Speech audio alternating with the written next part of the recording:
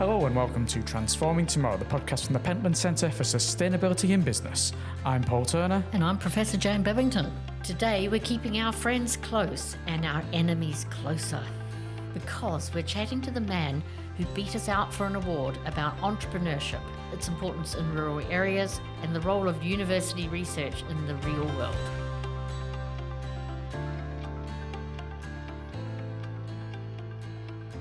Do you hold a grudge, Jan? No, I don't, because I'm a very even-tempered and lovely person. Okay, I've not heard you described as that before, but I will take your word for it and take it that you don't hold a grudge. I like to think I don't hold a grudge, and that today is going to be evidence that I don't hold a grudge. Well, there's no reason to hold a grudge, and I think we're going to really enjoy talking to our next guest. Yes, because we're going to welcome a guest today, a guest who beat us to an award. Yes. Are you sure you don't hold a grudge? I can see you grimacing and screwing up your hands and punching things. He's lying, dear listeners, he's lying. We're so pleased to welcome someone we were shortlisted with, but the person who ultimately won the prize. So what prize was this, Paul? Yes, that was the Chartered Management Institute, the British Academy of Management and the Chartered Association of Business Schools Management Publication of the Year in the Sustainable Futures category, because we were shortlisted for the award, and so was our guest today, who it turns out is a bit of an expert on all kinds of sustainability, particularly around issues of entrepreneurship. And that is Professor Srinivas Sahasranaman from the University of Glasgow Adam Smith Business School. Hello, Srinivas. Hello, Paul. Hello, Jan. Thanks so much for having me at the Transforming Tomorrow podcast. Wonderful to be on this. In terms of the prize, I think we were very close, and it's very interesting and encouraging. The fact that now there are awards which encourage alternate forms of content generation in the knowledge creation space and research translation space. So I think we are in the boat where we are trying to do things in a different way. Yes, because Srinivas Icos is based at a university, and most academics in university, don't be offended, Jan, don't be offended, Srinivas, totally obsessed with getting articles published in certain high-ranking journals and don't care about communicating their research beyond that. Would you say that was true, Jan? I think it's probably a good characterisation, but it's also good to break the mould. And both our guest today and I think Transforming Tomorrow breaks that mould. Yes, I think they do. I think we do. I think we try and communicate things in a way that's a lot easier to understand, because if there's ever a complaint about stuff that academics do, it's that it's not always easy to understand by someone who's not an academic. And that's probably a good way in to ask Srinivas about your background and the kind of questions that you address in your research work, but of course then flows over into the conversations you have with others in a public domain as well. Sure. Thanks, Dan. So in terms of a background, I was born and brought up in India. I did all my schooling up till my PhD in India, and then moved to the UK as an academic, initially doing a postdoctoral fellowship at the University of Liverpool, then at University of Strathclyde as a lecturer and senior lecturer, and now at the University of Glasgow's Adam Smith Business School. Now I'm in fact talking to you from Trivandrum. And the reason why I am in Trivandrum in Kerala is because we have an ongoing project where we are looking at the role of digital commons-based ecosystems when it comes to innovation and entrepreneurship. And I am in fact following one of those projects that are happening around here, which is an open source digital healthcare platform that helps with doing a lot of the background digitization around healthcare monitoring and intensive care units. So that's the reason, and that's one of the projects that we are currently ongoing as now. And then the other project that we are working on is again on how rural entrepreneurship ecosystems are being built in remote and rural communities. And then a third project, which we have been doing for quite a while, is looking at the global trends around entrepreneurship and sustainability. And earlier in this year, we had come out with a report that looks at entrepreneurship and SDGs across different countries.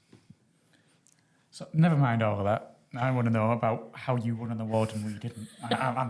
I said I didn't hold a grudge, but maybe I do. Can you tell us, Srinivas, a little bit about the blogs, the work that you do to try and communicate your research with that more general audience, what it involves, what it contains, and why you decided you wanted to do that? I think the striking point for me was how do I communicate what I have in my research to the audiences whom I wanted to reach to? And in my mind, the audiences that I wanted to reach to were policymakers because a lot of my research was about ecosystems. So it was more macro. And the kind of target audience that I was wanting to reach to were policymakers, government bureaucrats, those sorts of people. And I was pretty sure that they aren't going to come and read my 40-page article that's there in some uh, behind a paywall somewhere online, right? So the purpose was how do I reach them? And that was the key trigger for why I began writing up blogs. And the target also where the blogs got published was also critical because I was putting up these short content pieces in platforms like the World Economic Forum, where I thought my target audience would potentially likely engage with some of this content. So that was one key target audience. And the other was just in some of my research where I was trying to communicate to like a general public. There I would do maybe like an opinion piece for a newspaper or regularly put out short pieces on my LinkedIn, those sorts of pieces to communicate with a more general public sort of an audience. Do you feel that in writing the blog and these really sort of engagement pieces, that changed your understanding of the research that you've done? And did that inform your future research as to how you might construct it and articulate what you're doing? Absolutely, both ways. So in terms of what the blogs began to do is it began to open doors that I don't even thought were there. Because, for example, one of the doors that it opened was G20. I was in 2023 under the G20 Indian presidency, sort of looped in to work as a co-chair for the sustainability task force that was there within the G20 Startup 20. Some of these opportunities I would not have got if I was not engaging with some of these actors through blogging and other forms of non-conventional academic outputs. As spur on from that, last year I continued to engage with G20 as an advisor with the ESG task force, and then this year with the digital economy working group. All of these were very closely linked to the blogging part.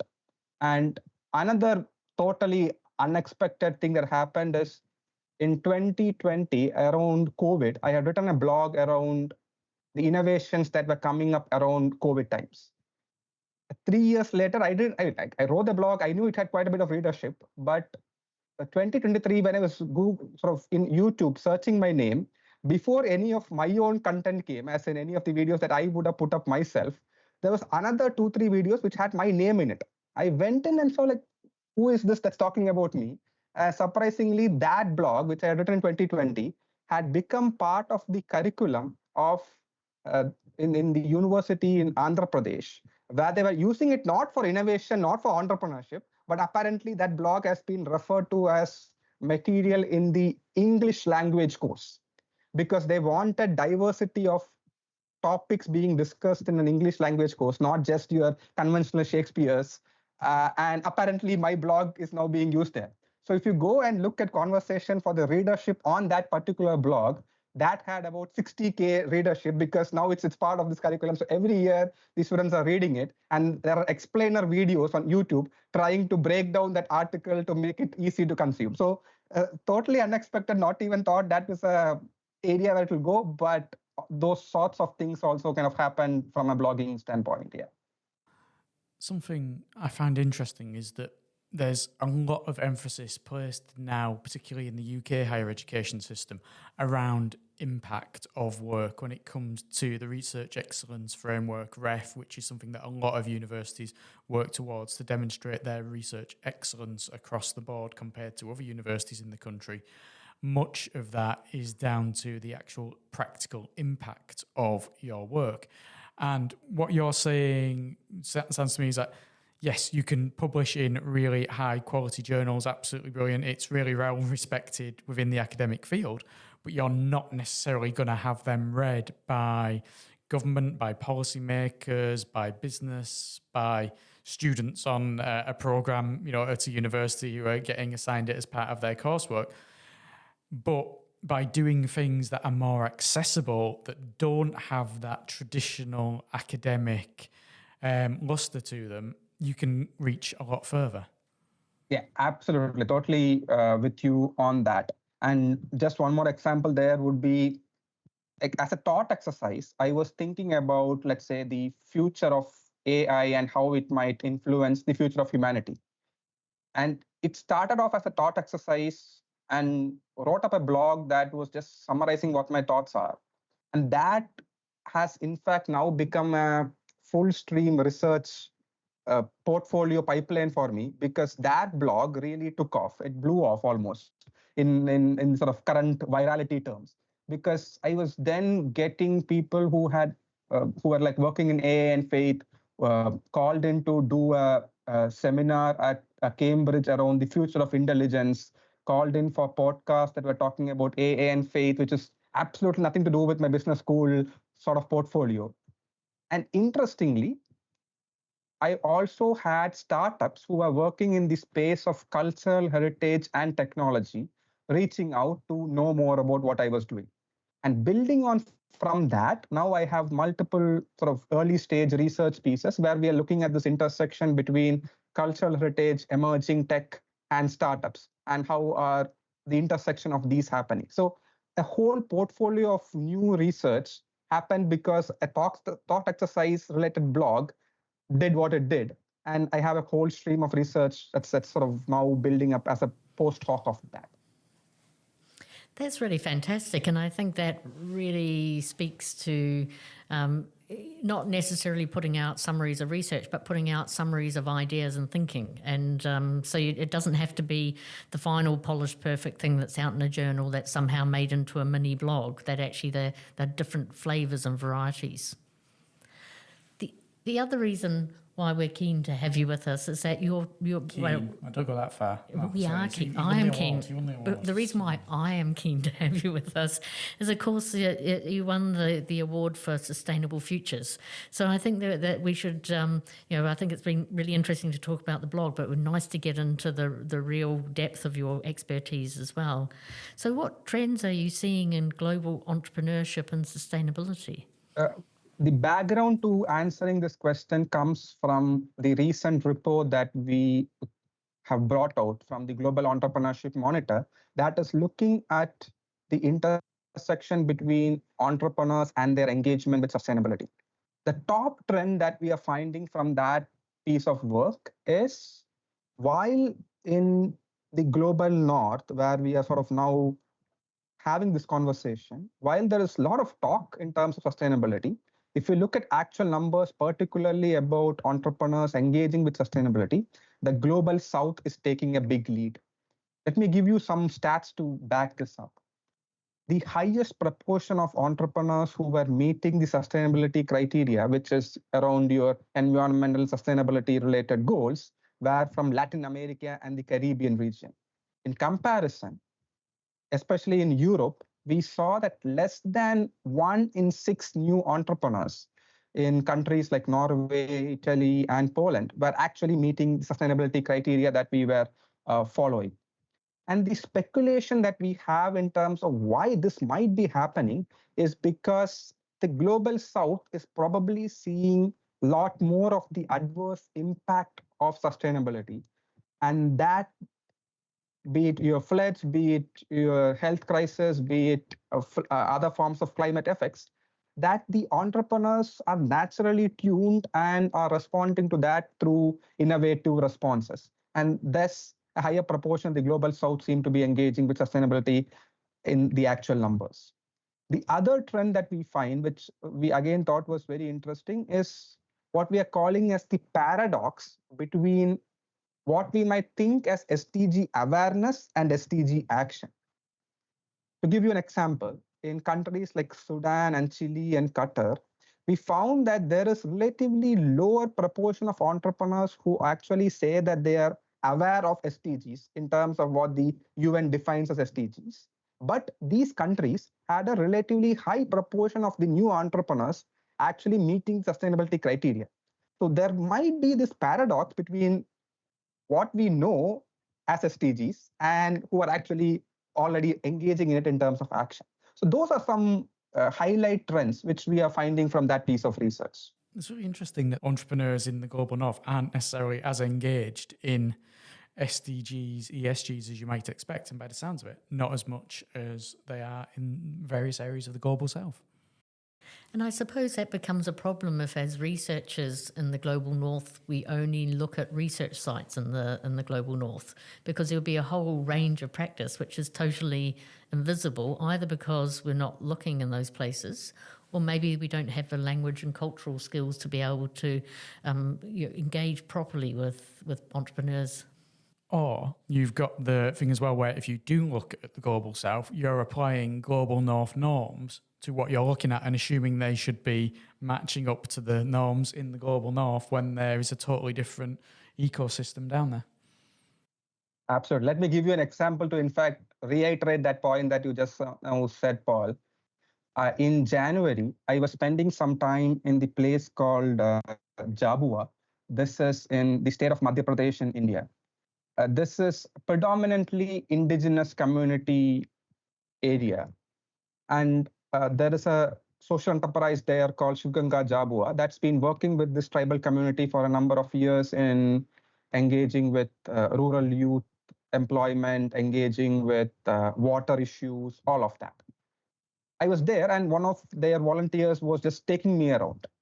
When we reached a hill on which they had done a lot of this contour trenching to conserve water, this person, his name is Rajendra, and then he took me to a particular tree and then said that this tree is my aunt.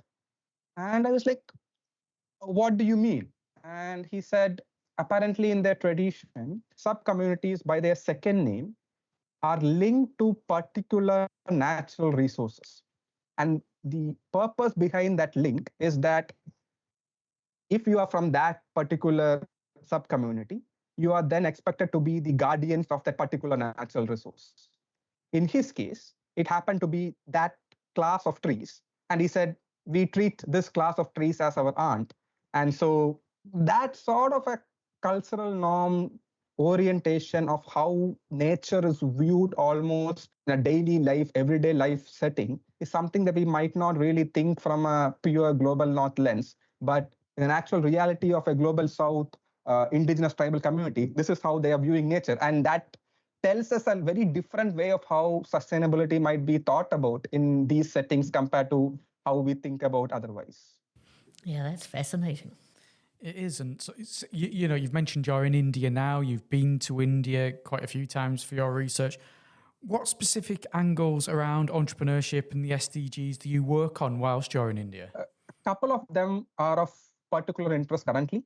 One is around rural entrepreneurship, and it was around that I happened to be in Jabua earlier this year. And there, our interest is particularly around indigenous knowledge, community-based entrepreneurship, and how do you build ecosystems around that. There might be some digital component in them, but in a very good number of cases, there's no direct digital element, but it's more about indigenous knowledge and community-based entrepreneurship. So that's one lens. The other interesting piece of work is around how digital ecosystems are being built, be it your blockchain, be it AI in rural, be it digital commons, which is more of digital public infrastructure in rural. So the intersection between different emerging technologies and the intersection of that powering SDG focused entrepreneurship. So that's the second piece of work that's ongoing. It's interesting. We've spoken a long time ago on this podcast about the difficulties of digital access in rural areas in this country. When you're considering digital access in this country, which has, compared to India, a population that's about 1/20th of the size of India, maybe, something like that, then you consider the rural areas in India, which is so much bigger geographically and population-wise, and the difficulties they must have. I can only imagine, Srivas, that working in these areas and making sure that there's equal opportunities with regards to digital access, that people are not being left behind, it must present a whole different raft of challenges than you're going to get in this country. Totally with you on that. The good thing, however, that has essentially happened in the last, I would say, 6 to 7 years or so in India, is that the cost of internet access has become extremely cheap. This is post the launch of Geo in 2017, if I am right. And what they did, especially in the first year or so, is it was absolutely free internet access. You would have free data, and that meant a sudden boom in terms of access to internet. And complementing that was what digital public infrastructure was beginning to do. This is, think about it as digital identity, digital payments, almost available on a commons type platform, in the sense that it's like an intermediary layer that's is between your broadband and between your public services, let's say social security, public access, all of that, right? So when you have an intermediate layer like that, it suddenly opens options out there. So let me give you another example that probably conveys this point very strongly. About 3 years ago, I was in a rural area of Andhra Pradesh called Araku Valley, and I was there for a project where I was wanting to look at blockchain in agriculture. But the bigger thing that struck me was something very different. On an evening, I was on the roadside trying to get a cup of chai, and there was a lady from the rural community giving me chai. Don't think of a fancy Starbucks here. It's just 4 poles of bamboo and a sheet on top. Okay. And this lady was giving me chai out of like a kettle. Got the chai, and she said it costs 10 rupees, which is roughly 10 cents. I was going to my wallet to actually pay her the 10 rupees in cash, because in my head, I thought we were still working in the cash world. But she surprised me by showing me a QR code, essentially nudging me to make a digital payment. That told me a number of things, because one, the fact that this lady in a rural remote community trusts digital payments, and the fact that she finds it almost as easy as cash to probably transact with it, that she is fine with the payment going there and not getting to it on hand. Secondly, it also conveys the fact that she has a bank account. And if she has to have had a bank account, it means that she needs to have some form of identity. And in these parts of the world, unlike an UK setting, you don't get a birth certificate on the day of your birth, right? So identity in itself is a first challenge that then gives you a bank account and then digital payments.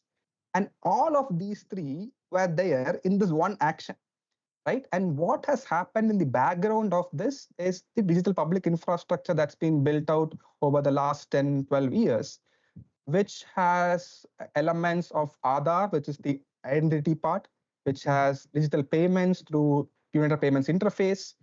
And it's now as simple as a QR code, and all of them have bank accounts because they have identity. And all of these things now seem to work seamlessly. And this has meant a number of things, right? So now, if you have bank account access, you have an audit trail of transactions that you are having. And as an informal entrepreneur, you don't typically have that. So otherwise, you are in an informal lending market trying to raise credit on informal basis, which will be extremely high interest rates. Now you can go to a bank and give me like an audit trail of my digital payments and say, this is what I make on a monthly basis. Now you give me loans because you have this. No collateral, but an audit trail. The other element is market visibility, right? And there are now open source, open protocol based e-commerce platforms that rival your Amazons of the world, which is again an open commerce sort of a space, which now allows these informal micro entrepreneurs to have market visibility and discoverability pan-India. That's so interesting, and talks about that intersection. So a QR code is enabling all of that to happen, which is phenomenal. And please forgive me with my tax hat on. It also means that there's a tax base built out for local government as well. If that's a taxable income that can be clear, provable, etc., etc. So it's just phenomenal. You always have to bring it back to accounting and tax, don't you, Jen? You just got, that's it. You always speaking up for the man. Never mind the little people. It's always the man as far as you're concerned, isn't it? Well, the man makes money available to everyone. In theory. Just saying. In theory, but yes, just saying. Speaking of bigger organisations. The man. Well, I don't know if this is the man. It's the little man. Through your work, you've become involved with the G20 and the Startup 20 task forces, the ones on sustainability, the ones on ESG. This obviously ties in with a lot of the work you're doing with regards to entrepreneurship, with regards to sustainability, etc. Can you tell us a little bit about what it's involved and what you've learned from working as part of this?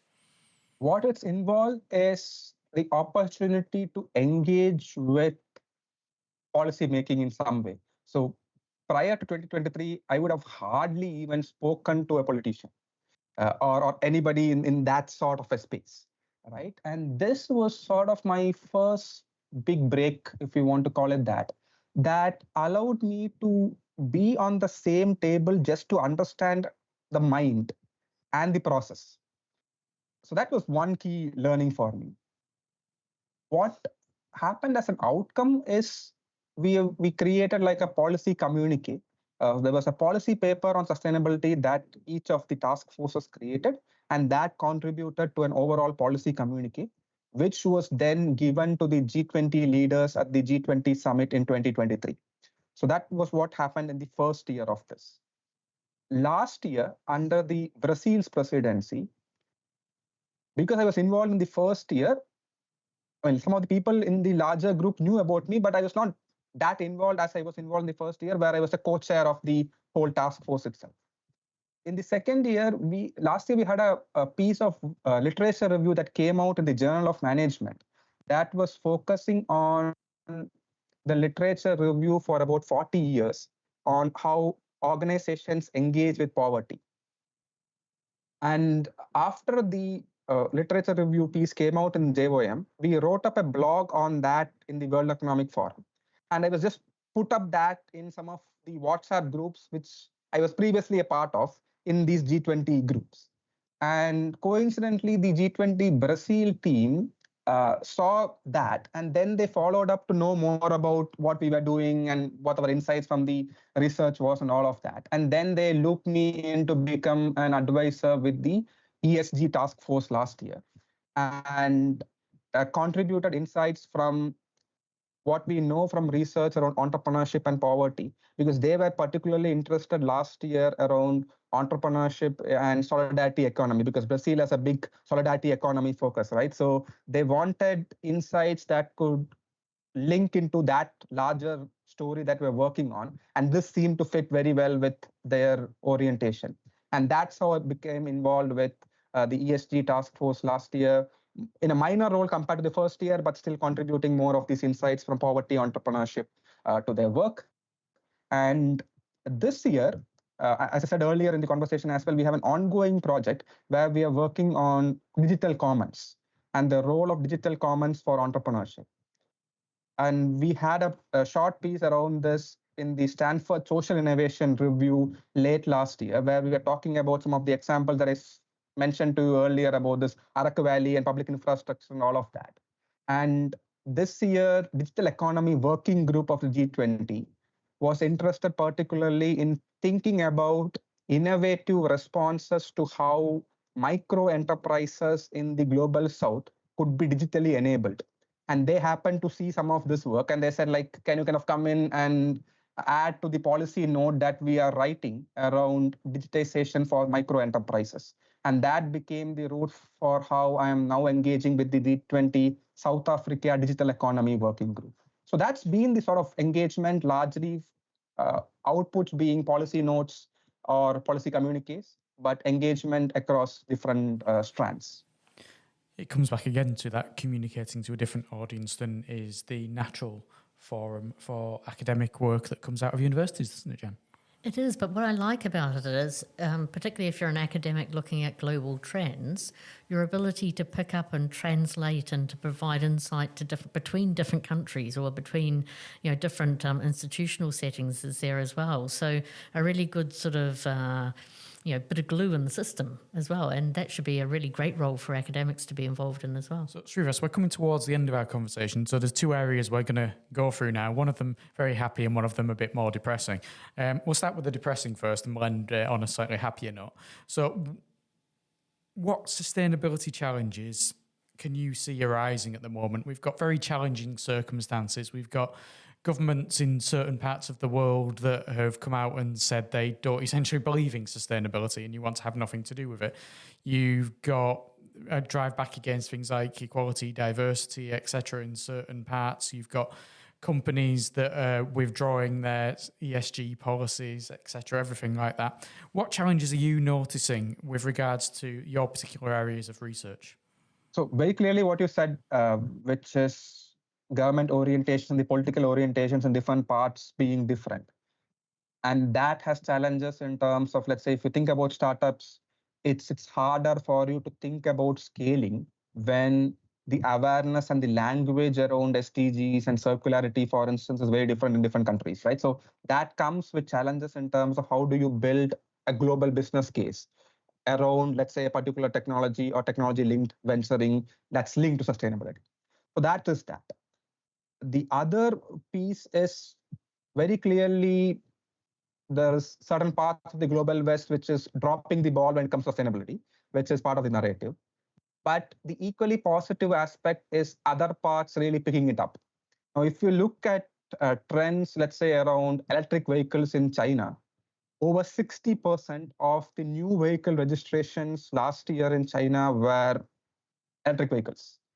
In the UK, it's only 20-25%. Right? So if you're seeing one Tesla on your road today, you're probably seeing 3 of them, not Tesla, but a BYD in China, but you're probably seeing thrice to 4 times the number on a Chinese road. Right? And that's a big EV, renewable energy based space that is happening over there. The other is on renewable energy. And there, in the last 10 to 12 years in India, for example, what we are seeing is now in the installed capacity, about 46% of the installed capacity is now renewable energy based. It's not just solar, it's a combination of solar, wind, hydro, all of that, but it's about 46% of the installed capacity generation.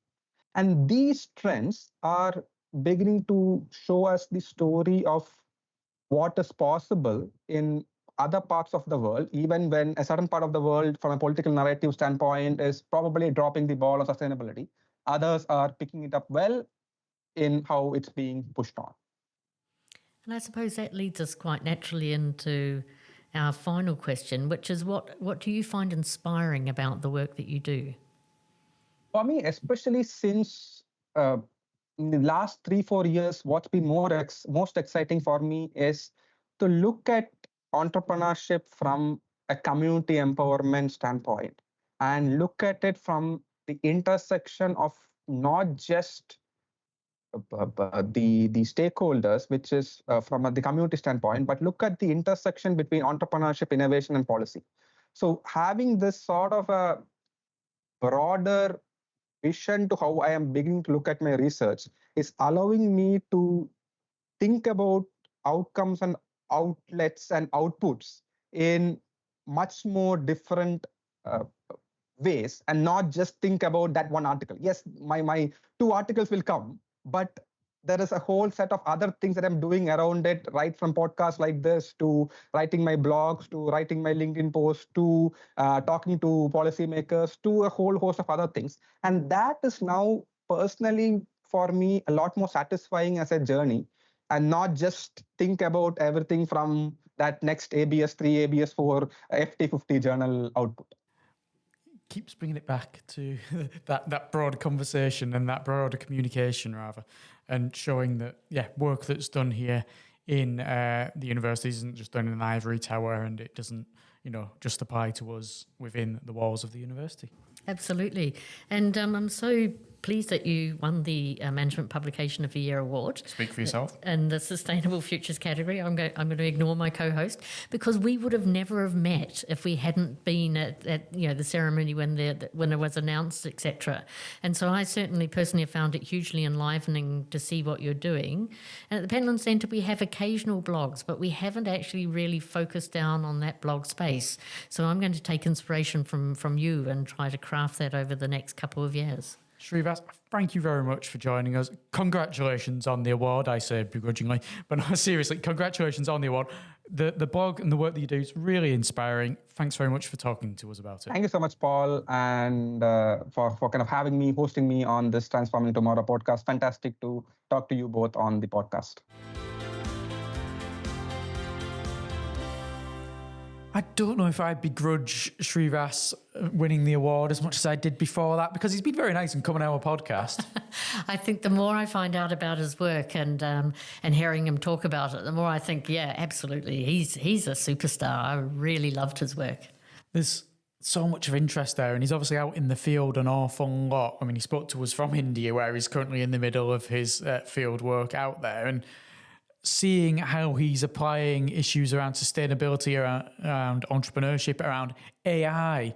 When he started talking about blockchain and, people working on the side of the road in India and having their QR codes and paying for a cup of tea via scanning a QR code. And there's just so much that brings technology and the modern together with the more older structures of business.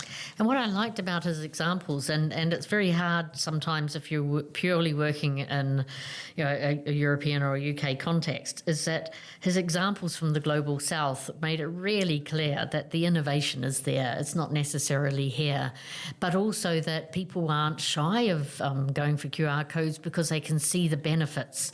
And particularly if somebody provides that sort of middle level platform for people to join up to, you have this huge lift in, all sorts of things about income, about well-being, et cetera, et cetera. So I thought it was hugely inspiring. Yeah, and he talked a lot about societal issues. He talked about things such as health and hunger, and it tied in again with when we spoke to Biraj from the National Foundation for India and the issues there. Biraj is looking at it from health and food inequality side. This is looking at it from entrepreneurship side. There's always such an overlap with any issues that come up in touch on sustainability.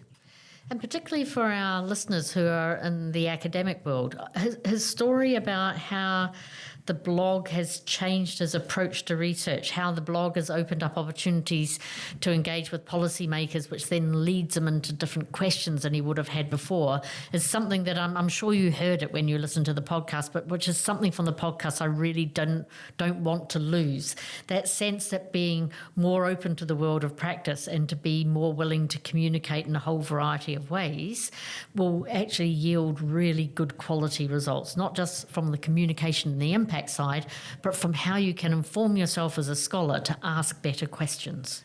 I take more from that the communication side, actually, the fact that communicating your work in a way that more people can understand and access. It's not necessarily always just about the language, but it's sometimes about the length of it. You produce a 40, 50-page journal article as an academic.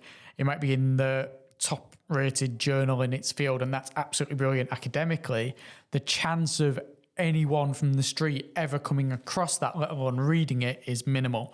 But by doing things like the blogs that Shrivas has done, by working directly with organisations such as the G20 task forces he's been involved with, by doing things such as this podcast, you reach new audiences, you communicate to them what you're doing in a way that they can spend 20 minutes, 10 minutes, 5 minutes sometimes absorbing it and understanding it. And therefore you're spreading the value of what you've done, which is quite often valuable, but is not always accessible. Absolutely. And to be able to be in a conversation space with the G20 is a huge deal in terms of shaping that framework within which other things might happen. So I think I'm with you. He was a most deserved winner. I was very pleased I was pleased on the day as well, because he was such a nice man and we hadn't met him before the do itself, but then even more admiring of his work, having had a bit of a conversation on the podcast. You say you were pleased on the day. I remember having to hold you back as you were trying to approach the judges and go lies, throwing punches. All lies. Well, there'll be no punches thrown next week. I'm pleased to say, because we've got someone who's joining with us who is here in Lancaster at the moment, but who is a guest from fine Italia. Bella Italia. She is indeed, and I think you and her are going to shame me by being lingual. Yes, we can speak. Yes, and you'll just be going. And I think you and her are going to hold me hostage to fortune, because you're going to be able to speak Italian to each other. I'm not willing to play this game because at some point someone will come on who can speak a language that you can speak and I cannot speak. So I'm not going to play that game with you. Okay, we're joined by Chiara Dinelli, and she's going to be talking to us about cultural heritage and how that ties in with sustainability, which is something that Today, Shrivas mentioned very briefly, actually, in cultural heritage organisations. Yeah, and of course, as you'll find out when we come on to that podcast, she works for the University of Venice. I can't imagine a place where there's more cultural heritage just oozing out of your every turn of the canal. And there's very few places in the world where issues of climate change and rising sea levels are more important as well. Exactly. Until then, thank you very much for listening. I'm Paul Turner. And I'm Professor Jan Babington.